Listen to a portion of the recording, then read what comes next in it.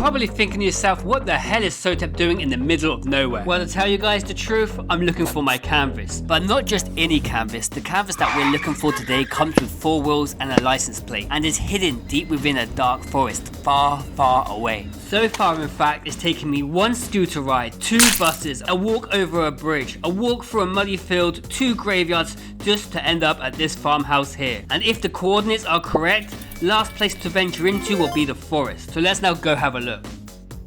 Now, coming to the entrance of the forest, I felt as though I was in Resident Evil 4 and half expected a man with a chainsaw and a bag on his head to jump and ambush me at any moment, or at least find a man willing to sell me some heavy artillery. But lucky for me, this wasn't the case.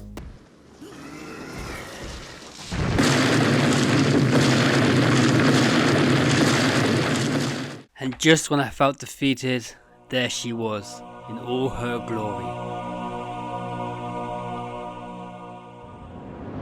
The van sits at a whopping 8 meters by 6, with 4 sides for us to paint, being the front, back, side A and side B.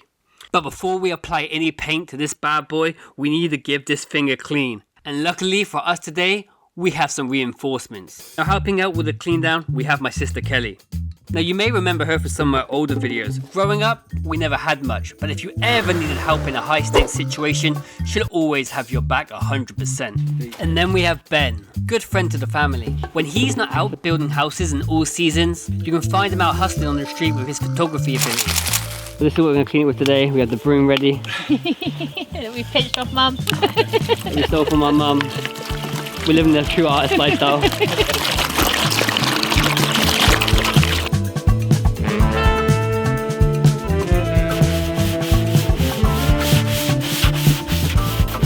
Really just wanted the van cleaned up. He's like, yeah, no, don't worry about painting it now, mate.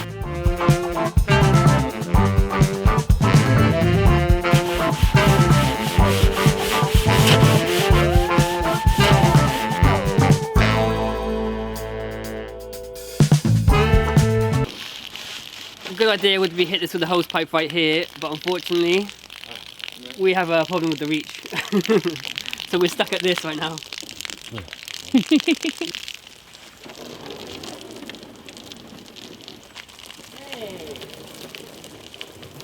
We made sure that the van was washed on every side, and then we dried the entire thing down with some old towels. Now for side A today, we are thinking of focusing on a single character design that kicks off this project with a bang. The main concept that we have for the van today is to mix a really strong realistic style with something more playful and cartoony. Also, we really have to consider the shape of the object we're painting today, as it's not entirely flat, meaning that whatever characters we put in place have to accentuate the certain angles to make sure we get max effect from the design we decide to choose.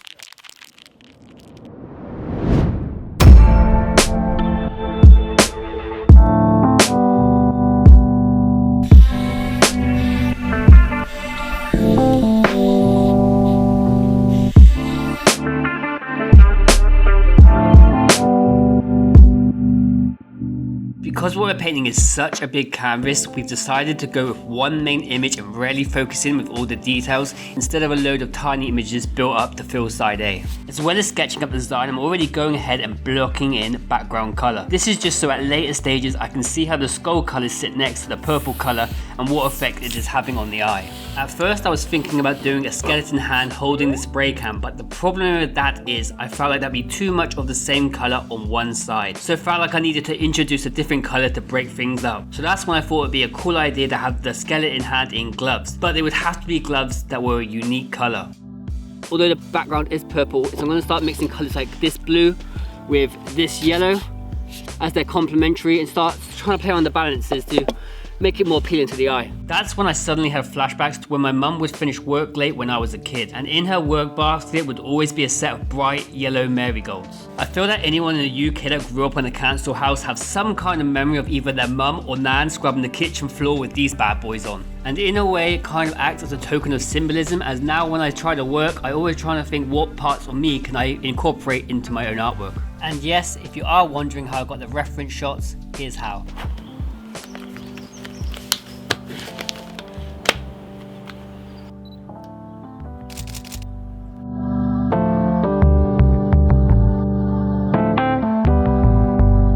First, I was a little worried as yellow can sometimes be a nightmare to work with, and because of how bright it is easy to make things look childish. To counteract this, I decided to use some more earthy browns for the areas in shadow, mainly only using the yellow for highlighted areas where the light source is coming from. And speaking about light source, when we just started to build momentum, the rain started to come in. You can see the water, I've just seen the drip. You can see it running down, the water running down there. Yeah, that's forward there. It's just a shame you ain't got like a sort of a roof over the top of you, innit? The following day. Now, not to be completely English here and always be complaining about the weather, but now we had the exact opposite problem. Because the sun is right behind me and the van is white, I couldn't even see what it was I was painting. But still, with zero vision, I decided to block in some darker areas so when the sun backed off a little, I could rework it in with more details. I was conflicted with what to do with the spray can. If I was sponsored, then no doubt I would have painted a branded can, but because I want all the focus to be in the hand and skull, I decided to go with an unlabeled can as the design is not distracting and the grey is not in conflict with any other parts of the van.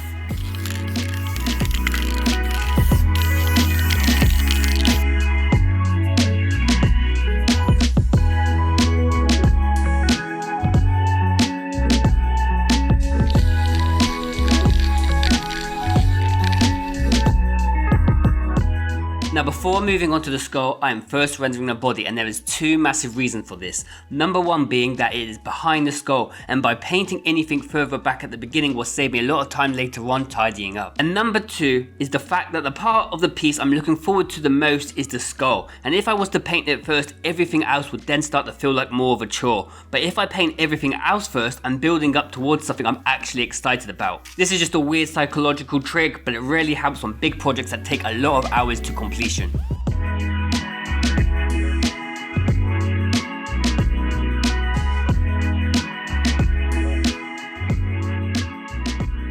Now it's time to move on to the main feature of side A, and that is the skull itself. Now when I was younger, before all the YouTube stuff, I actually made my money as an oil painter, painting mostly portraits for people in my community, and one thing I would love to paint most was skulls. Mainly because there was always a high level of contrast between the darker areas next to the light, with a lot of tiny details you could rarely get your brush up into.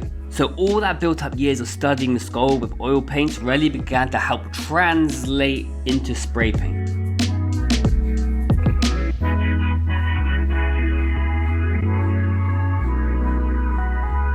With loads of fiddly bits, especially around the jaw and teeth area, I find it beneficial to put down all the darker tones such as missing teeth and cracks first, and then layer upon lighter tones until I reach the lightest. Now this can be especially tricky in smaller areas, especially when using spray paint as a primary tool.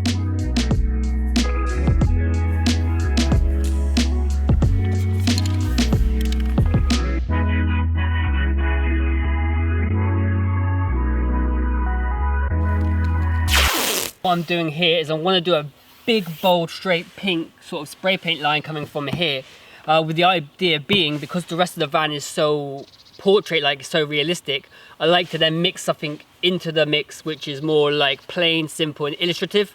I always like to balance the two, so hopefully get the pink paint on this and I can pull off the effect without ruining what's already up on the van.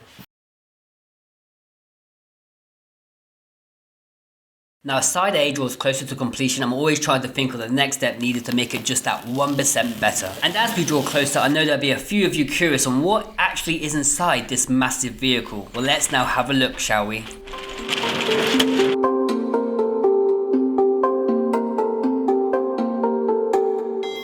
This is Matthew.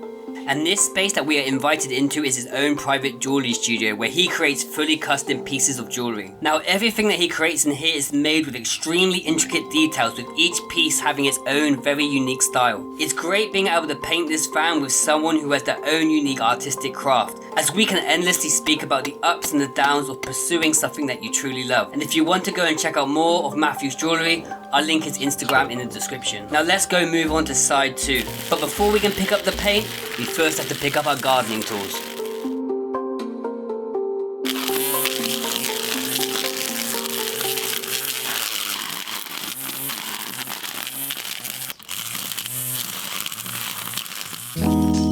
For this van, I'm going to be treating it as a playing card. Two sides with the same style and colour but different design. Because side A could be portrayed as more dark and sinister, having a giant blue skeleton looming over you, I want side B to represent life and growth. So as if you walk around the van, it's almost as if you're seeing a full representation of the life cycle. For growth, I picked the most obvious symbol of flowers, which I want to piece together acting like a frame to the next symbol of life. And that symbol is the feminine energy. To me, nothing can represent life and creation more than the feminine energy. I say this to so many artists, and no matter how skilled you become, the fact that a woman can create life out trumps anything I ever create in my lifetime.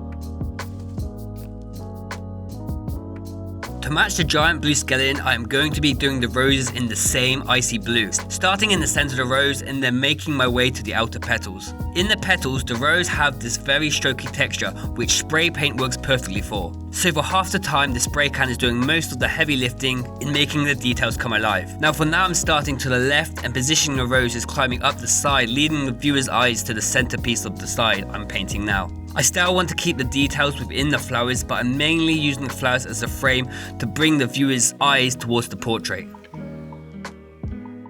I'm also going to be using some of my letters to shape the flower frame, keeping it simple and clean. When I do letters, I never really enjoy doing absolutely mad or crazy graffiti feels, but instead I like my shapes being bold, strong, clean and confident.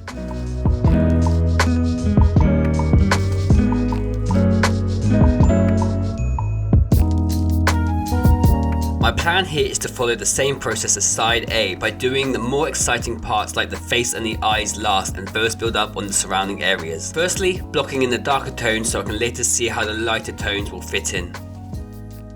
It's hard to make fingers look like fingers and not skinny sausages, but quickly I learned the devil is in the detail. By first blocking in bigger colour shapes, then focusing on the smaller wrinkles, I was able to pull off a texture that looked exactly like skin instead of a pack of 8 wall sausages. I have no idea myself, but can someone please explain to me in the comments why eyes are so fun to paint? I think it may be because you can make them look super detailed with little effort. Like literally as soon as you add those small light spots, the entire eye area just seems to pop off the wall. A great artist once told me, if you're going to paint a portrait, focus in on the eyes with as much detail as possible, because when a viewer sees your artwork, the eyes is the first thing they focus onto. When painting in the nose and surrounding areas of the skin tone, I'm acting more like a sculptor than a painter. I don't know exactly why I do this, but it helps me to see the bigger shapes in my mind's eye and how they would be in a three-dimensional space. If you ever paint portraits and feel like they look flat, a great tip would to paint a few portraits that have high contrast lighting, where the darker and the lighter sections can be split up into 2 separate colour ranges. Lucky that this portrait we're painting today already has that, but trust me, painting a portrait with flat lighting is a challenge within itself for seasoned artists, as it gets harder to distinguish the different features.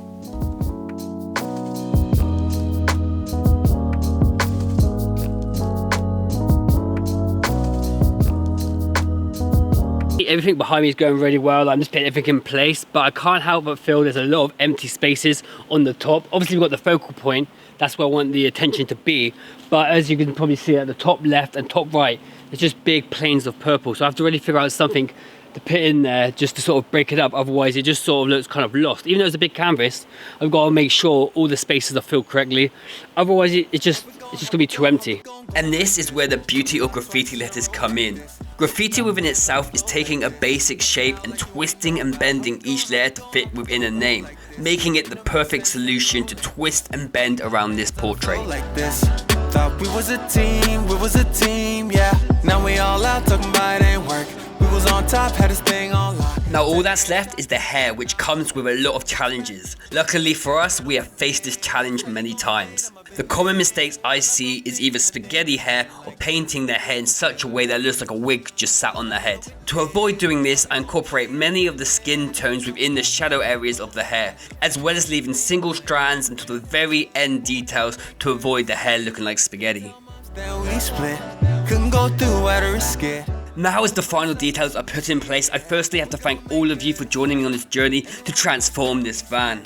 It now brings me great honour to display this to you and reveal our final transformation. Won't you be my hero? Please come capture me under the weeping willow, waiting ever be? Won't you be my hero? Please come capture me under the weeping willow, waiting I'll be.